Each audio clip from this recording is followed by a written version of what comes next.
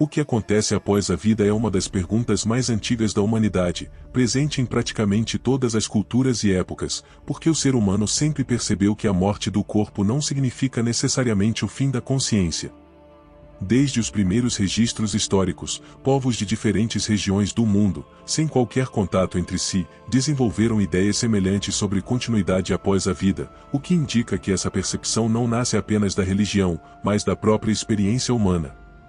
A partida representa o encerramento do corpo físico, da matéria, do organismo biológico, mas não há evidência concreta de que a consciência, a identidade e a memória simplesmente deixam de existir no mesmo instante. O ser humano não é apenas matéria, ele é corpo, energia e consciência, e quando o corpo deixa de funcionar, o que se dissolve é a matéria, não necessariamente a experiência acumulada ao longo da vida. Por que existem tantas crenças diferentes? As diferenças entre as crenças sobre o que acontece após a morte não surgem da pergunta em si, mas das respostas que cada sociedade construiu de acordo com sua cultura, seu momento histórico, sua organização social e seus interesses. Algumas explicações foram moldadas pelo medo, outras pela ética, outras pela ancestralidade, e outras pela ideia de evolução espiritual, e isso explica por que existem sistemas tão distintos falando sobre o mesmo fenômeno. Para compreender qual dessas crenças faz mais sentido, não é necessário escolher pela fé cega, mas pela coerência, pela lógica interna e pela capacidade de explicar a realidade humana sem contradições graves. Critérios para analisar o que acontece após a morte. Para analisar as crenças sobre a vida após a morte de forma honesta, é preciso estabelecer critérios claros, como coerência interna, consistência histórica, compatibilidade com a experiência humana e capacidade de explicar por que as pessoas são tão diferentes entre si. Quando uma crença não consegue responder a esses pontos, ela pode funcionar como religião institucional, mas se mostra frágil como explicação espiritual profunda. O ponto em comum entre quase todas as tradições. Apesar das diferenças culturais e teológicas, existe um ponto em comum entre quase todas as tradições antigas, a ideia de que a morte não representa o fim absoluto da existência. Seja chamada de espírito, alma, consciência ou princípio vital, a noção de continuidade aparece de forma recorrente em diferentes civilizações, o que reforça a ideia de que a experiência humana percebe algo além do corpo.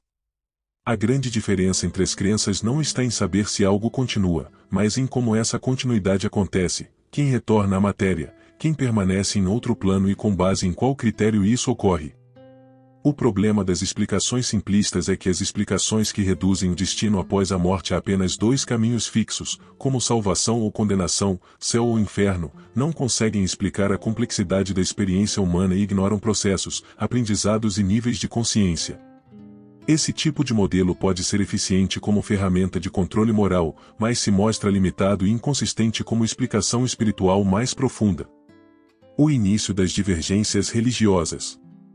A partir desse ponto, as tradições começam a se diferenciar de forma mais clara. O judaísmo desenvolve uma visão específica, o cristianismo modifica essa visão, o islamismo segue uma linha semelhante com variações, o espiritismo cria um sistema evolutivo próprio, e as religiões de matriz africana preservam uma lógica ancestral mais flexível e coerente. É por meio dessa comparação direta que se torna possível entender por que algumas crenças se sustentam melhor do que outras quando analisadas com profundidade. O cristianismo e a construção do céu e do inferno.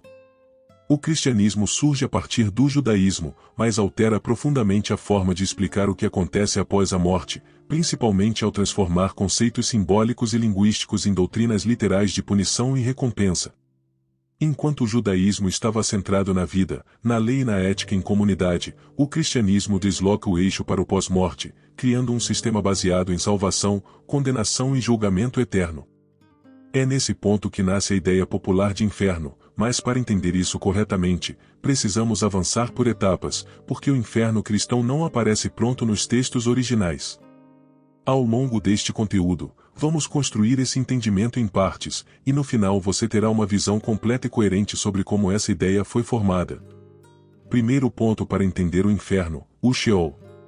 O primeiro conceito importante é o Sheol, que já vimos no judaísmo. Sheol nunca significou inferno, nunca foi descrito como lugar de fogo, punição ou sofrimento eterno. Sheol era simplesmente o destino dos mortos, um estado de repouso ou permanência da consciência, sem julgamento moral detalhado. Quando textos judaicos foram traduzidos para outras línguas, especialmente o grego e depois o latim, o significado original começou a ser alterado. Aqui começa a primeira confusão teológica. Segundo ponto, o Hades. Quando os textos hebraicos foram traduzidos para o grego, especialmente na Septuaginta, a palavra Sheol passou a ser traduzida como Hades. Hades, na cultura grega, não era inferno, mas o mundo dos mortos, governado por uma divindade, onde todas as almas iam, independentemente de terem sido boas ou más. Ou seja, Hades também não era um lugar de punição eterna, mas um espaço de permanência das consciências após a morte. Quando o cristianismo nasce em um ambiente greco-romano, esses conceitos se misturam, e o problema começa quando Hades passa a ser interpretado fora de seu contexto original. Terceiro ponto, a Guiena. Agora chegamos ao ponto mais importante. Guiena, ou Guéinon, não é um conceito espiritual abstrato, mas um lugar físico real, o Vale de Inom, próximo a Jerusalém. Esse vale era conhecido por práticas antigas de sacrifício humano, e mais tarde, por se tornar um local de descarte de lixo e corpos, onde o fogo era mantido aceso para evitar doenças. Quando Jesus fala de Guiena, ele não está descrevendo um inferno espiritual eterno, mas usando uma metáfora forte, compreensível para seu público, para falar de destruição, consequência e afastamento da vida comunitária. Transformar Guiena em um inferno eterno foi uma interpretação posterior, não uma afirmação literal de Jesus. Quarto ponto, a tradução molda a doutrina. Quando Sheol, Hades e Guiena passam a ser traduzidos simplesmente como inferno em muitas Bíblias, três conceitos diferentes se tornam um só, e isso muda completamente o significado do texto.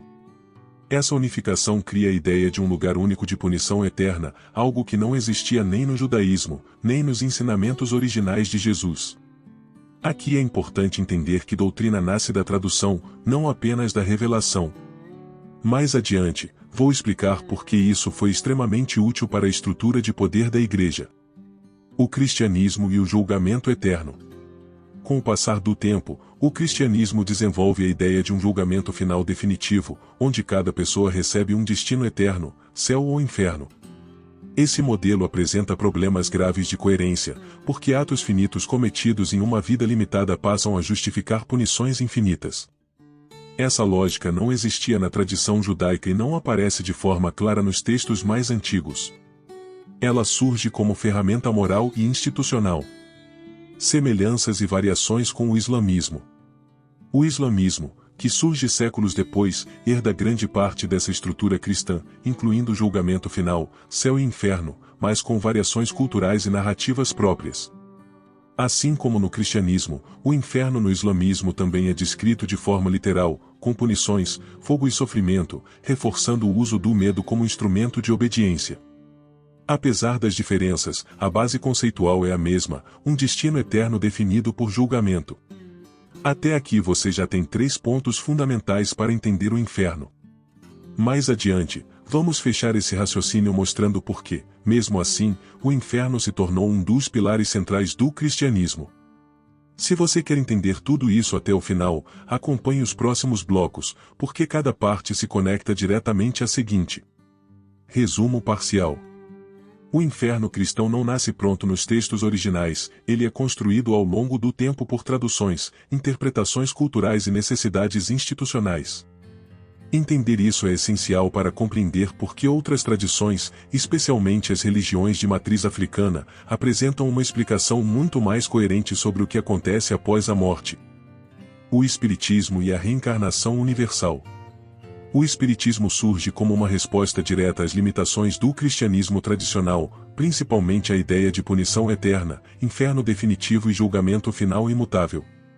Diferente do cristianismo, o Espiritismo propõe um modelo mais racional e ético, onde a consciência continua após a morte e retorna à matéria por meio da reencarnação, com o objetivo de aprendizado, correção e evolução moral. Nesse sentido, o Espiritismo representa um avanço importante, porque elimina a condenação eterna e substitui o castigo infinito por um processo educativo. A lógica central do Espiritismo. No Espiritismo, a vida material é uma escola, e a reencarnação é um mecanismo pelo qual todos os espíritos, sem exceção, passam repetidas vezes até atingirem um estado elevado de consciência. Após a morte, o espírito passa por um período no plano espiritual, revê suas ações, compreende seus erros e acertos, e posteriormente retorna à matéria para continuar seu processo evolutivo. Esse modelo resolve um problema sério do cristianismo, que é a desproporção entre erros finitos e punições eternas, e introduz uma lógica de justiça progressiva. As contribuições reais do Espiritismo. O Espiritismo explica de forma mais coerente as desigualdades humanas, como pessoas que nascem em contextos muito diferentes, com facilidades ou dificuldades extremas, e atribui isso a experiências anteriores da consciência.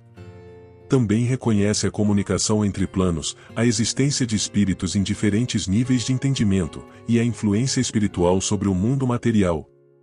Esses pontos aproximam o Espiritismo de tradições muito mais antigas do que ele próprio, inclusive das religiões de matriz africana. O ponto onde o Espiritismo se torna rígido. Apesar desses avanços, o Espiritismo cria um novo problema ao afirmar que a reencarnação é universal, obrigatória e igual para todos os espíritos. Nesse modelo, ninguém permanece definitivamente no plano espiritual, todos precisam retornar à matéria inúmeras vezes, independentemente do nível de consciência alcançado. Isso transforma a reencarnação em um mecanismo quase automático, o que gera uma visão excessivamente mecanicista da espiritualidade. A ausência de ancestralidade no Espiritismo. Outro ponto importante é que o Espiritismo não trabalha de forma profunda o conceito de ancestralidade. Os espíritos são vistos como consciências em trânsito, sempre a caminho de uma próxima encarnação, e não como ancestrais que permanecem atuando de forma contínua junto às famílias, comunidades ou territórios. Essa ausência dificulta a compreensão de fenômenos espirituais que envolvem linhagem, herança espiritual e vínculos duradouros, algo que aparece de forma clara em culturas tradicionais. A comunicação espiritual no Espiritismo. O Espiritismo reconhece a comunicação com espíritos como algo real e possível, mas organiza isso de forma muito específica, por meio da mediunidade controlada e do discurso moral. Essa organização racionaliza o fenômeno, mas também limita a diversidade de manifestações espirituais observadas historicamente em diferentes culturas. Mais adiante, isso ficará ainda mais claro quando compararmos com as religiões de matriz africana. O que o Espiritismo resolve e o que ele não resolve. O Espiritismo resolve o problema do inferno eterno, resolve a injustiça de um único julgamento final e oferece uma visão ética mais equilibrada do pós-morte. Porém, ele não explica de forma satisfatória por que alguns espíritos parecem não retornar, por que certos vínculos espirituais são permanentes, e por que a ancestralidade ativa é um fenômeno recorrente em tantas culturas. Essas lacunas abrem espaço para uma compreensão mais ampla. Preparando o próximo passo. Até aqui, já conseguimos entender 4 pontos essenciais sobre o que acontece após a morte. Primeiro, que o inferno eterno não existe nos textos originais. Segundo, que o judaísmo reconhece a continuidade da consciência sem punição eterna. Terceiro, que o cristianismo construiu o medo a partir de traduções e doutrinas. E quarto, que o espiritismo propõe evolução, mas de forma universal e obrigatória. No próximo bloco, vamos fechar esse raciocínio analisando as religiões de matriz africana, explicando ancestralidade, merecimento, permanência espiritual e reencarnação seletiva, e por que esse modelo consegue integrar todos os pontos anteriores de forma mais coerente. Se esse conteúdo está fazendo sentido para você e agregando clareza, considere se tornar membro do canal, isso ajuda a manter esse tipo de conteúdo profundo e independente. As religiões de matriz africana apresentam uma das visões mais antigas, complexas e coerentes sobre o que acontece após a morte, justamente porque não foram estruturadas a partir do medo, da culpa ou da necessidade de controle institucional, mas da observação da vida, da ancestralidade e da relação contínua entre o mundo material e o mundo espiritual. Nessas tradições, a morte nunca foi entendida como ruptura absoluta, mas como passagem, reorganização e continuidade da consciência em outro estado de existência. A estrutura do ser humano nas tradições africanas. Diferente das visões simplificadas de corpo e alma, as religiões de matriz africana entendem o ser humano como uma composição mais complexa, formada pelo corpo físico, pelo princípio vital e pela consciência espiritual. Quando a morte acontece, o corpo retorna à matéria, o princípio vital se reintegra à força universal, e a consciência continua existindo de acordo com aquilo que construiu ao longo da vida. Não existe salvação automática, existe continuidade proporcional à consciência. Um ponto essencial dessas tradições é que o mundo espiritual não é um lugar único, igual para todos. Existem diferentes níveis, estados e formas de permanência espiritual, que não funcionam como punição ou recompensa, mas como compatibilidade. Cada consciência desperta após a morte no ambiente que consegue sustentar, de acordo com suas ações, escolhas, vínculos e nível de entendimento. Aqui surge o conceito fundamental de merecimento, que não é julgamento externo, mas consequência natural. Espíritos que permanecem próximos do mundo material. Alguns espíritos, após a morte, permanecem próximos do mundo material, não por castigo, mas por apego, confusão, vícios ou vínculos não resolvidos. Esses espíritos não são demônios, nem entidades malignas, são consciências humanas em estado de desequilíbrio, algo que também aparece no judaísmo, no espiritismo e em diversas culturas antigas. Essa compreensão elimina a ideia de mal absoluto e substitui pelo entendimento de processo e condição. Outros espíritos passam por processos de reorganização espiritual, aprendizado e equilíbrio, sendo auxiliados por consciências mais antigas e mais estáveis. Esse estágio é compatível com a ideia de evolução, mas sem obrigatoriedade mecânica, sem ciclos automáticos e sem regras universais impostas a todos. Cada espírito passa pelo que precisa, no tempo que consegue sustentar. Ancestralidade, o ponto que fecha tudo. Aqui chegamos ao ponto central que faltava nas outras crenças, a ancestralidade. Nas religiões de matriz africana, nem todo morto se torna ancestral, e isso é extremamente importante. O ancestral é aquele que viveu com dignidade, construiu vínculos verdadeiros, desenvolveu consciência e equilíbrio, e por isso não precisa mais retornar compulsoriamente à matéria. Esses espíritos permanecem, orientam, protegem e influenciam, não por obrigação, mas por responsabilidade espiritual. Esse conceito explica de forma clara fenômenos que o espiritismo não explica bem e que o cristianismo ignora completamente. A reencarnação seletiva. Ao contrário do espiritismo, a reencarnação não é obrigatória nem universal nas religiões de matriz africana. Reencarna quem precisa da experiência material para resolver questões pendentes, aprender algo específico ou cumprir determinados vínculos. Quem não precisa, não retorna. Isso elimina o caráter punitivo da vida material e devolve à encarnação seu verdadeiro sentido, que é ferramenta, não castigo. A coerência com o judaísmo antigo. Essa visão dialoga diretamente com o judaísmo antigo, especialmente com a ideia de continuidade da consciência, ausência de inferno eterno, reconhecimento da existência de espíritos e presença de ancestrais, como visto no caso do profeta Samuel, invocado pela pitonisa a pedido do rei Saul, bem como a manifestação de Moisés e Elias na transfiguração. A diferença é que as religiões de matriz africana não proibiram o contato, mas o organizaram de forma ritual, ética e comunitária. Por que essa visão faz mais sentido? Quando analisamos todas as crenças com os mesmos critérios, coerência, ética, capacidade explicativa e ausência de contradições graves, a visão das religiões de matriz africana se mostra a mais madura. Ela não depende do medo, não cria punições eternas, não obriga a ciclos automáticos e não nega a diversidade das consciências. Ela explica por que alguns retornam, por que outros permanecem, por que a ancestralidade é real e por que o merecimento é consequência, não sentença. Fechamento do raciocínio. Ao longo deste conteúdo, entendemos que Sheol não é inferno, Hades não é inferno, Geena não é inferno eterno, que o cristianismo construiu o medo por meio de traduções e doutrinas, que o espiritismo avançou, mas mecanizou a evolução, e que as religiões de matriz africana conseguiram integrar continuidade, ética, ancestralidade e liberdade espiritual. A morte não é um fim, nem um julgamento final, é um retorno à verdade da consciência que cada um construiu. Se esse conteúdo está te ajudando a enxergar a espiritualidade de forma mais clara e sem medo, deixe seu like e se inscreva no canal, isso fortalece esse tipo de reflexão e permite que mais pessoas tenham acesso a esse conhecimento. Conclusão final: o que realmente acontece após a morte? Depois de percorrer diferentes tradições, textos antigos, traduções e construções religiosas, uma coisa se torna clara: a pergunta nunca foi se a vida continua após a morte, mas como essa continuidade acontece. O judaísmo antigo nunca falou de inferno eterno, nunca falou de demônios rebeldes e nunca construiu uma teologia do medo. Ele reconhecia a continuidade da consciência, a existência de espíritos e a presença de ancestrais, mas colocava o foco na vida, na ética e na responsabilidade. O cristianismo surge e transforma conceitos simbólicos e linguísticos em doutrinas literais, unificando Sheol, Hades e Geena em uma única ideia chamada inferno, criando um sistema baseado no medo, na culpa e no julgamento eterno, algo que não existia nos textos originais.